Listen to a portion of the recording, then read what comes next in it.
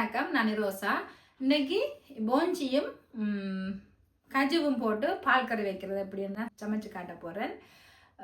அதை எப்படி சமைக்கிறதுன்னு சொல்லி பார்க்குறதுக்கு முதல்ல இந்த வீடியோ பார்க்குறாக்கள் மறக்காமல் லைக் பண்ணி ஷேர் பண்ணி சப்ஸ்கிரைப் பண்ணுங்க. அப்போ தான் நான் போடுற வீடியோ தொடர்ச்சி அவங்களுக்கு வரும்.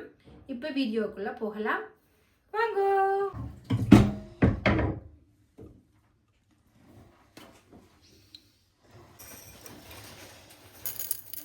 கடுகு, பெருஞ்சீரகம், வெங்காயம், பச்சை மிளகாய், வெள்ளைப்பூடு, கருவேப்பிலை,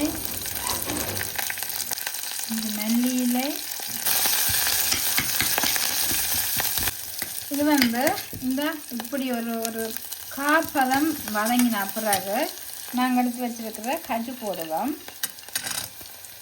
கஜுவும் பால் கறியும் நல்ல டேஸ்டாக இருக்கும். நல்ல அவிஞ்சு கடிபடும் போது இந்த கஜு நல்ல சுவையாக இருக்கும். இப்போ போஞ்சி நான் இப்படித்தான் வெட்டி வச்சுக்கிறேன். இப்போ இதையும் இதுக்குள்ளே போட்டு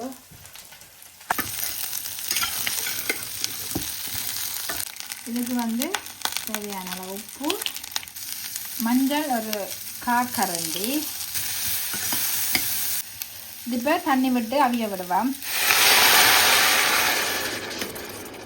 தண்ணியில் அவிச்சு வச்சா தான் நல்லா இருக்கும். வதங்க வேண்டிய அவசியம் இல்லை. இது இப்போ நாங்கள் இப்படியே இவரை அவிய விடுவோம்.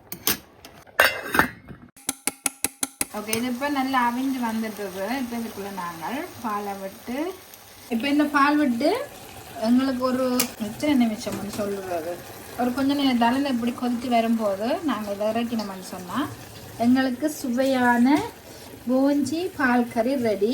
ஆனால் இது இந்த கஜு சும்மா உடையுது, நல்லா இருக்குது.